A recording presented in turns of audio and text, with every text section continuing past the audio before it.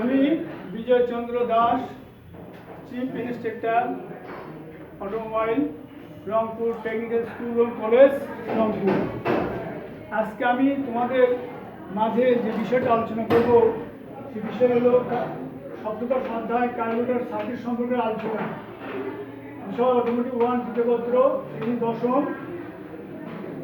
অর্থাৎ কার্বোরেটরের লোড এবং ideal circuit অঙ্কন এবং কার্যবলী সম্পর্কে বিস্তারিত আলোচনা। এখন আমি এখানে দুটা সার্কিট অঙ্কন করেছি। একটা হলো লোড সার্কিট, অপরটি হলো আইডিয়াল লো স্পিড সার্কিট। প্রথমে আমি লোড সার্কিটের গঠন প্রণালী বলবো, কি কি অংশে গঠিত। Load circuit float bowl, float pivot pin,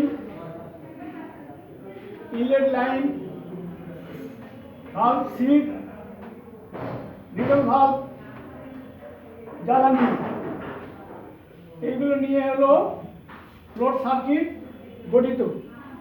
এখন এই সার্কিট কিভাবে কাজ করে তা এখন তোমাদের মাঝে বিস্তারিত আলোচনা করব।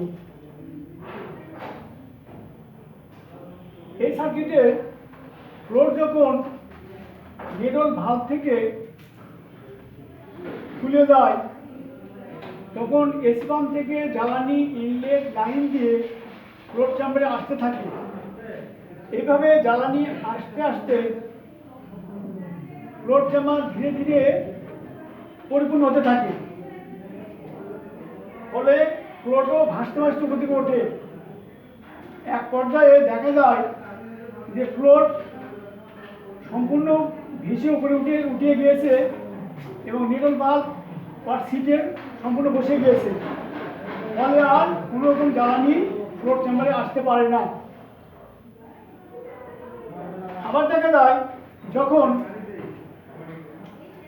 এই ফ্লোট বাউল থেকে জ্বালানি কমতে থাকে তখন নিডল ভালভ ওয়ার সিট থেকে নিচের দিকে নেমে যায়, ফলে এসি পাম্প থেকে জ্বালানি আবার ফ্লোট চেম্বারে আসতে থাকে।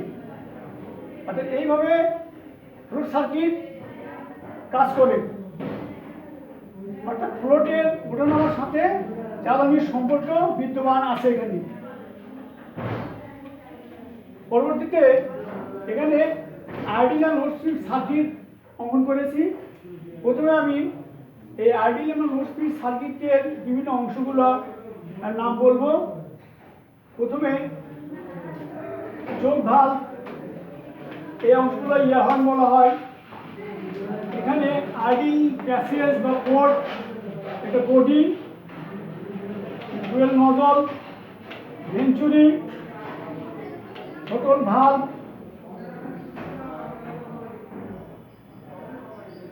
Ideal screw, float chamber, float pin, needle valve, inlet line, valve seat ইত্যাদি লইয়া আইডিয়াল লো স্পিড সার্কিট গঠিত। এখন এই সার্কিট কিভাবে কাজ করে তা আমি তোমাদের মাঝে বলছি। এই সার্কিটের সময় চোখ ভালভ সম্পূর্ণ খোলা থাকে, থ্রোটল ভালভ সম্পূর্ণ বন্ধ থাকে, ফলে এর ভ্যাকুয়াম তৈরি হয় আইডিয়াল অ্যাডজাস্টমেন্ট স্ক্রুর নিচে। তার ফলে এই আইডিয়াল প্যাসেজ দিয়ে বাতাস এই লাইন দিয়ে প্রবেশ করে, একই সাথে ফ্লোট চেম্বার থেকে জ্বালানি এসে এই আইডিয়াল প্যাসেজের মধ্যে মিক্সার তৈরি হয়। এই মিক্সার আইডিয়াল অ্যাডজাস্টমেন্ট স্ক্রুর পাশে দিয়ে ইঞ্জিন সেন্টারে প্রবেশ করে। অর্থাৎ এই সময় ইঞ্জিনের গতি থাকে আইডিয়াল অবস্থায়, অর্থাৎ ইঞ্জিন 500 থেকে 600 RPM চলে। অ্যাক্সিলারেটর প্যাডেলের উপর কোনো চাপ থাকে না এবং ইঞ্জিন এই সময় কার্বোরেটর রিচ মিক্সার তৈরি করে, যার অনুপাত 6:1 থেকে 10:1। আবার যখন দেখা যায় লো স্পিড বলা হয়েছে এখানে, অর্থাৎ চালক যখন অ্যাক্সেলারেটরে আস্তে চাপ প্রয়োগ করে তখন ইঞ্জিন বা গাড়ি আস্তে আস্তে মুভ করতে থাকে, তখন ইঞ্জিনের গতি 10 থেকে 15 কিলোমিটার গতিতে চলে। এইভাবে ideal and low speed circuit কাজ করে থাকে। তা আমি আজকে বিষয়টা আলোচনা করলাম, তোমরা বুঝতে পেরেছো কিনা জানি না। যদি তোমাদের কোনো সমস্যা থাকে তাহলে তোমরা আমার সাথে মোবাইলে যোগাযোগ করবে।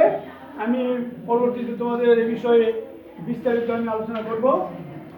আজকে আমি এই আইডিয়াল অর্থাৎ ফ্লোট এবং আইডিয়াল সার্কিট সম্পর্কে আলোচনা করলাম, সার্কিট অমল করেছি এবং অংশগুলো বিস্তারিত বললাম। এই অংশগুলো তোমরা সহকারে শুনবে এবং খাতায় তোমরা আমার ছবিগুলো তোমরা খাতায় আঁকবে এবং তোমরা পড়বে।